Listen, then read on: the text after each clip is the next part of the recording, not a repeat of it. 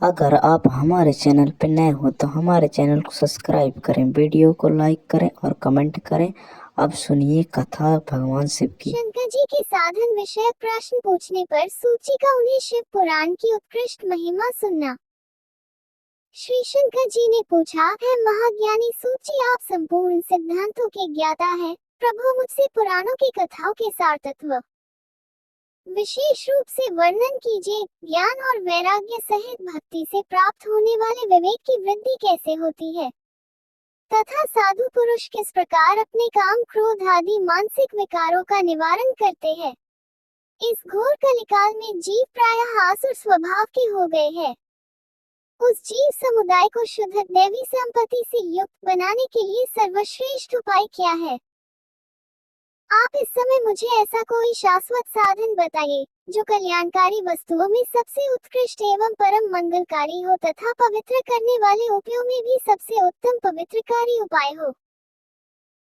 तात वह साधन ऐसा हो जिसके अनुष्ठान से शीघ्र ही अंतःकरण की विशेष शुद्धि हो जाए तथा उसमें निर्मल चित्त वाले पुरुषों को सदा के लिए शिव की प्राप्ति हो जाए।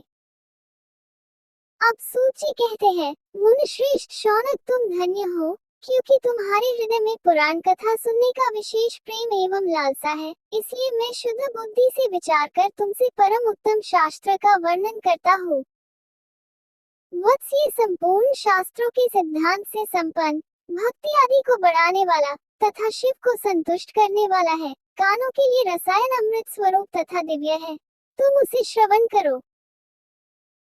मुनि, वह परम उत्तम शास्त्र है शिव पुराण, जिसका पूर्व काल में भगवान शिव ने ही प्रवचन किया था। ये काल रूपी सर्प से प्राप्त होने वाले महान त्रास का विनाश करने वाला उत्तम साधन है।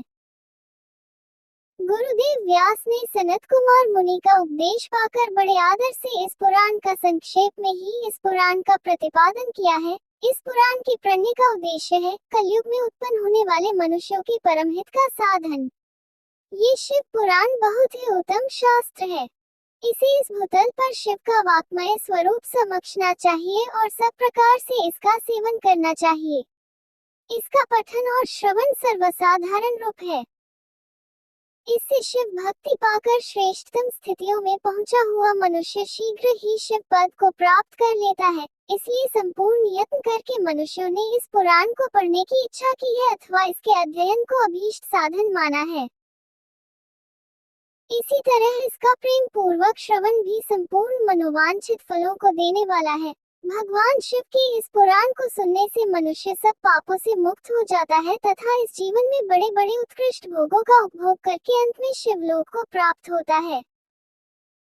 ये शिव पुराण नामक ग्रंथ 24,000 श्लोकों से युक्त है। इसकी 7 संहिताएं हैं। मनुष्य को चाहिए कि वो भक्ति, ज्ञान, वैराग्य से संपन्न हो, बारे आदर से इसका श्रवण करे।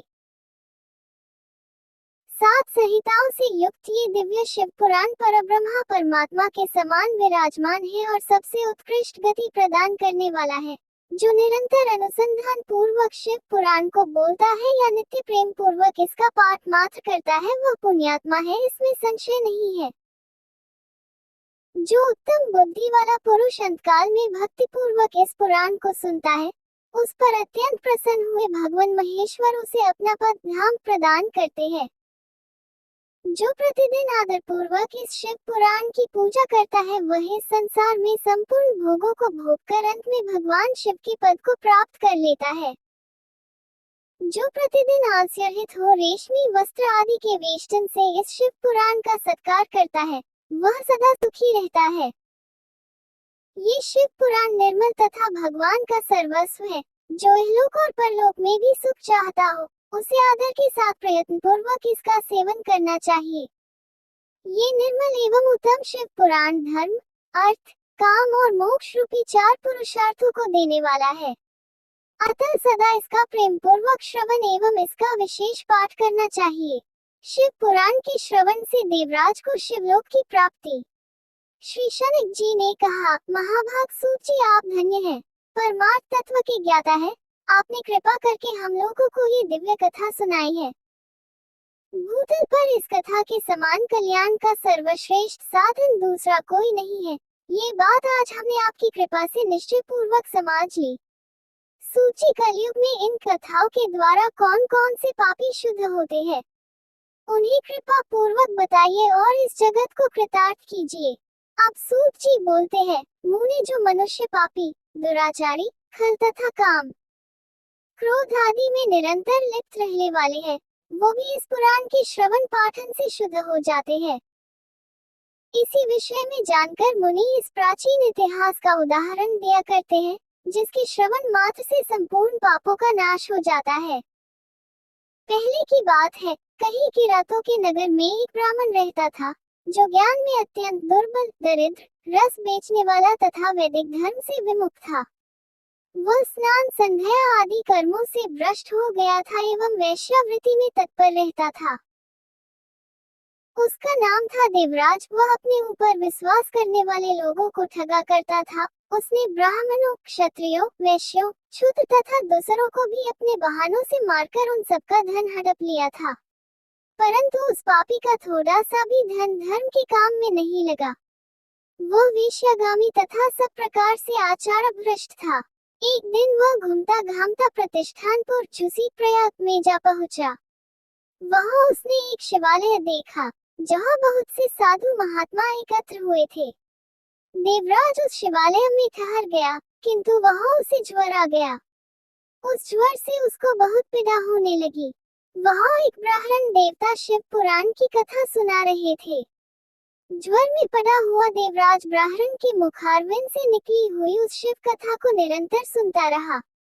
1 मास के बाद वह ज्वर से अत्यंत पीड़ित होकर चल बसा। यमराज के दूत आए और उसे पाशों में बांधकर बलपूर्वक यमपुरी ले गए। इतने में ही शिवलोक से भगवान शिव के पार्षदगण आ गए। उनके गौर अंग कर्पूर के समान उज्जवल थे, हाथ त्रिशूल से सुशोभित हो रहे थे, उनके संपूर्ण अंग भस्म से चमक रहे थे और रुद्राक्ष की मालाएं उनके शरीर की शोभा बढ़ा रही थी। वे सब के सब क्रोध पूर्वक यमपुरी गए और यमराज के दूतों को मारपीट कर बारंबार धमका कर उन्होंने देवराज को उनके चंगुल से छुड़ा लिया और अत्यंत अद्भुत विमान पर बैठाकर जब वे शिव दूत कैलाश जाने को उद्यत हुए, उस समय यमपुरी में भारी कोलाहल मच गया। उस कोलाहल को सुनकर धर्मराज अपने भवन से बाहर आए। साक्षात दूसरे रुद्रों के समान प्रतीत होने वाले उन चारों दूतों को देखकर धर्मज्ञ धर्मराज उनका विधि पूर्वक पूजन किया और ज्ञान दृष्टि से देखकर सारा वृतांत जान लिया। उन्होंने भय के कारण भगवान शिव के उन महात्मा दूतों से कोई बात नहीं पूछी, उल्टे उन सब की पूजा एवं प्रार्थना की। तत्पश्चात वे शिवदूत कैलाश को चले गए और वहां पहुंचकर उन्होंने उस ब्राह्मण को दयासागर सांब शिव के हाथ में दे दिया।